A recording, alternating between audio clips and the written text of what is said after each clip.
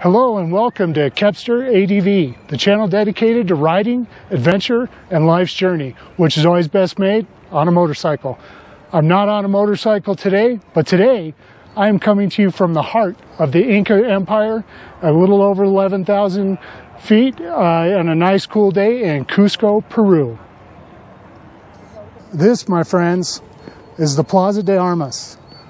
This is in the center of the old portion of Cusco. We have some very interesting architecture here. The architecture changes a lot in different parts of the city. There's sort of this pre-colonial architecture, the Spanish architecture, and then there's also some megalithic architecture, which I'm excited to show you guys later on in this video. No, that looks like a mortar situation. Right? And look at the joints. It's not allowed to touch, but if you pass the finger around there, it's so smooth. Until today, the people think they were using wet sand for polishing the rocks. Okay, I'll give you wet sand. How you control the wet sand? In your hand. Incas never had sandpaper. Even if you place in a container wet sand, how you polish that? No. Yeah. Place this way. Cusco was considered to be the center of the Inca Empire and was considered by the Incas to be the center of existence. These walls are located within Cusco and are currently part of the Archbishop's Palace. So, the Spanish built this Archbishop's Palace on top of the ruins of a famous Inca site. Many researchers believe that this is exactly what the Inca did, built many of the structures that they are given credit for building on top of the ruins of some previous civilization that is unknown to us. One of the most notable and photographed features of these walls, which are now part of the Archbishop's Palace, is the 12-angled stone. The stone is considered to be a national heritage object by the Peruvians. The perfection of the fit of these stones and the lack of any mortar used to hold them together is a testament to the architectural and construction skills and ingenuity of its builders. Was it truly built by the Incas or some previous culture with advanced skill or technology? I don't know, but there are compelling arguments for both. Lots of places. In Caral, they placed rocks in the bottom, which were designed for absorbing part of the earthquakes. In here the same, right? The Incas were one of the societies which used the architecture permitted to absorb the movement, and they were using the movement in favor of the construction. That means the rocks, they had angle like this with the wall in the inside. If we have a tremor, this is shaking, shaking, shaking, and this rock always returns the original position. Or the Incas in the upper section, up and down, they had concave and convex system. When this was moving, they was shaking, shaking, shaking, but always returned the original position. So those guys, they were masters. Masters. Definitely. Shall we go? Another awe-inspiring example of the advanced construction is Sacsayhuaman. There are many theories as to what this site was for the Incas. Some believe that it was a spiritual complex or even a fortress. There are others that believe it may have been a technological complex capable of harvesting or generating energy from the earth. One thing for certain is that the methods used to construct this site are still unknown to us and to the researchers studying this. In writings from the Spanish explorers who conquered the area, there were many remarks about the immensity of the stones and materials used, and that there must have been sorcery involved in the creation of this site. Much of the complex was destroyed by the Spanish, and the stones were taken back to Cusco and used to build mansions for the Spanish conquerors. This stone that I'm standing in front of here, you can see, if you compare my body size to it, the sheer size of this stone. This stone weighs over 100 tons. Now, this is not something that some Bronze Age kind of Indian population would have been able to quarry and transport on their own. There is a quarry some 37 kilometers away, and originally they believed that some of these stones came from that quarry. But they did some testing on the stones here, and they do not match the natural stone that's in the quarry. So this stone was put here or created here using some sort of different technology, either a building technology, an energy technology that might have made it possible to move a stone of this size. But if you look at all of these stones, Sacsayhuaman is located just northwest of Cusco. There are so many interesting things to see around the city of Cusco. In 1983, Cusco was given the distinction as a UNESCO World Heritage Site.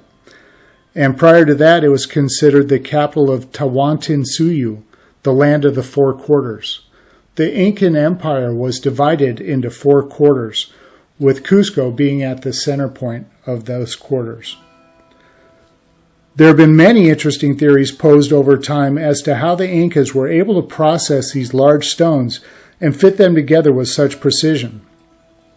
Some of these theories were that there were huge sun mirrors used to heat the stones to an almost molten state where their shapes could be manipulated using hand tools, or that the stones were treated with some sort of a plant-based chemical that would soften the surface of the stones and make it more pliable.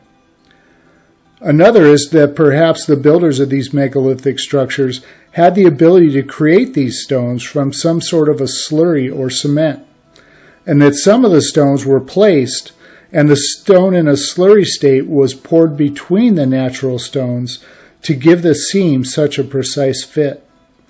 All of the theories are interesting, and the answers to who created these structures and how they were created remains unanswered. The Incas reportedly had no written language, so no written records have ever been found to answer these questions, unless this information is being hidden from us.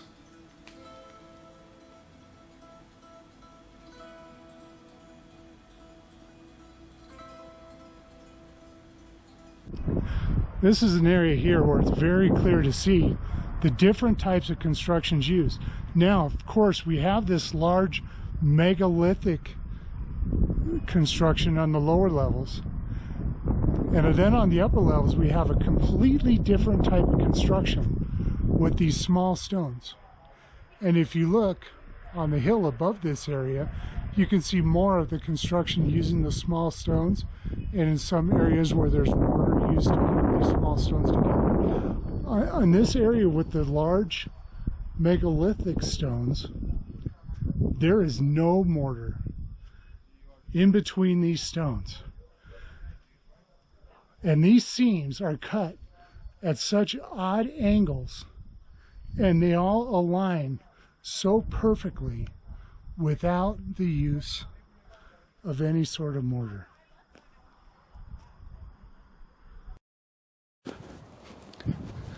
Here's another very prime spot where you can see the differences in the different type of architecture used. If you look at the size of these stones behind me here and the precision with which these stones are placed, and then we look over to my left and you see